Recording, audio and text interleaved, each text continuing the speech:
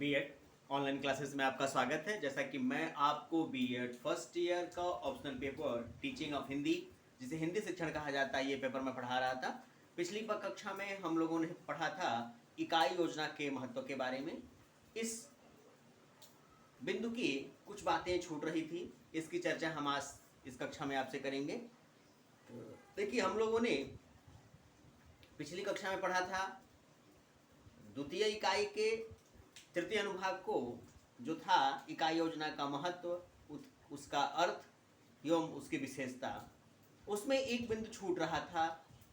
ध्यान दीजिएगा, उसमें एक बिंदु छूट रहा था इकाई योजना का प्रबंधन। ध्यान दीजिएगा, इकाई योजना का प्रबंधन। इकाई योजना के प्रबंधन से हमारा तात्पर्य है, एक शिक्षक के तौर पे, ध्यान दीजिएगा, एक शिक्षक के तौर पे जब आप अपने पाठ्य वस्तु को कक्षा में पढ़ाने से पूर्व जो पाठ्य योजना तैयार करते हैं, उस पाठ्य योजना के संबंध में, ध्यान दीजिएगा, उस पाठ्य योजना के संबंध में जो छोटी छोटी बातों को आप नोट करते हैं, आप उसको एक संदर्भित करते हैं, आप उन छोटी छोटी बातों को एक तरफ लिखते हैं,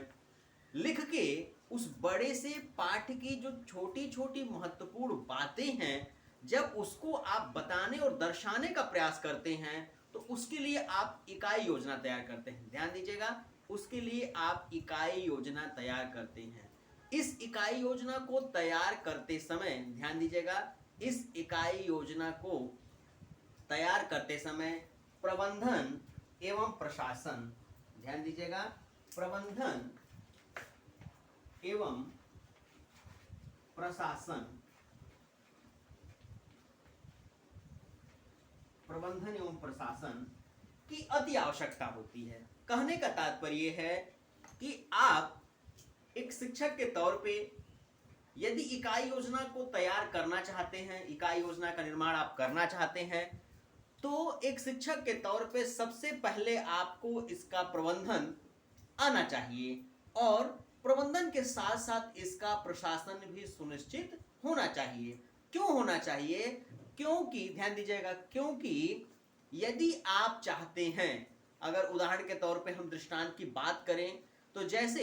हिंदी भाषा अध्यापक के तौर पे आप, ध्यान दीजिएगा, हिंदी भाषा अध्यापक के तौर पे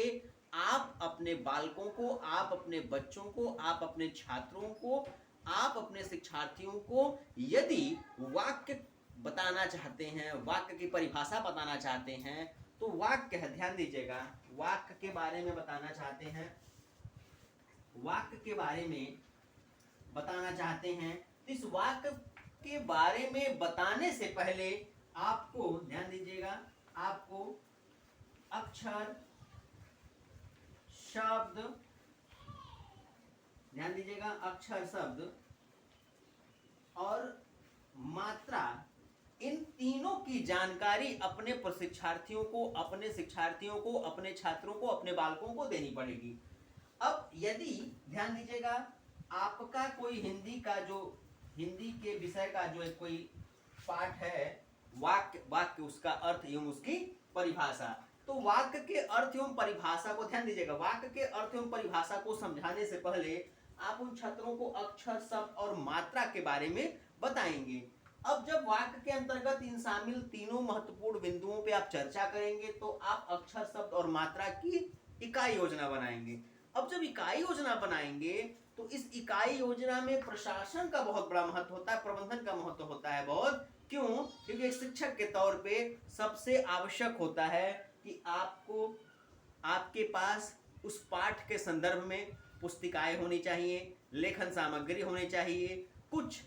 अंकित निर्धारित विषय वस्तु होनी चाहिए, जिसके आधार पे, ध्यान दीजिएगा, जिसके आधार पे आप समय के महत्व को निर्धारित करते हुए, ध्यान दीजिएगा, जिसके आधार पर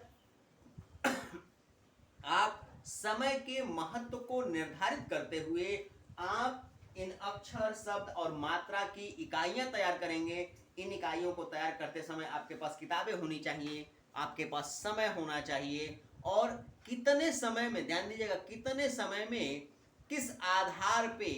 आप बालकों को वाक्य की परिभाषा उसके अर्थ के संबंध को बताने में सफल होंगे। ये पूरी जो व्यवस्थाएं निर्धारित की जाती हैं, ये व्यवस्थाएं ही प्रबंधन और प्रशासन की श्रेणी में आती हैं। एक अध्यापक के तौर पे यदि आप चाहते हैं कि आपके द्वारा बताए जाने वाले ज्ञान, आपके द्वारा बताई जाने वाली विषय वस्तु का भौतिक ज्ञान या वास्तविक ज्ञान छात्रों के मन मस्तिष्क में अंकित हो जाए, तो इसके लिए आपको इकाई योजना तैयार करनी पड़ेगी। इस इकाई योजना को तैयार करते समय आपको प्रबंधन एवं प्रशासन की व्यवस्था का मजबूती से पालन करना पड़ेगा। यदि आप प्रबंधन की व्यवस्था में यानी शासनों के तंत्र की आवश्यकता की कमी में यदि आप उसकी पूर्ति नहीं कर पाते हैं, तो जितने अच्छे तरीके से आप चाहते हैं कि आपके छात्र आपके द्वारा बताई गई बातों को समझ लें, सीख लें, शायद वो सफलता आपको प्राप्त नहीं होगी। इसलिए इकाई योजना में प्रबंधन एवं प्रशासन का अपना विशेष महत्व होता है। प्रशासन एवं प्रबंधन के संबंध में कहा जाए तो आपके पास उस पाठ्य वस्तु के संबंध में किताबें होनी चाहिए, आपके पास कुछ चित्रात्मक चित्र, मॉडल या प्रारूप जिसे कहा जाता है प्रारूप, और कुछ संदर्भित विषय वस्तु होनी चाहिए, ताकि आप छात्रों के समस्त उन तथ्यों को प्रस्तुत करके सीधा का सीधा अपना उद्देश्य आप प्राप्त कर सकें। साथ ही साथ आपके पास प्रशासन की अवस्था होनी चाहिए कि कितने समय में कौन सा कार्य हमें करा लेना है बच्चों के बीच से। यदि आप इस कड़ी में, इस प्रक्रिया में अछूते रहते हैं, आपको असुविधा होती है, तो जाहिर सी बात है आप अपना काम करने में असमर्थ होते हैं। इसीलिए सैद्धांतिक दृष्टि से कहा जाए तो इकाई योजना के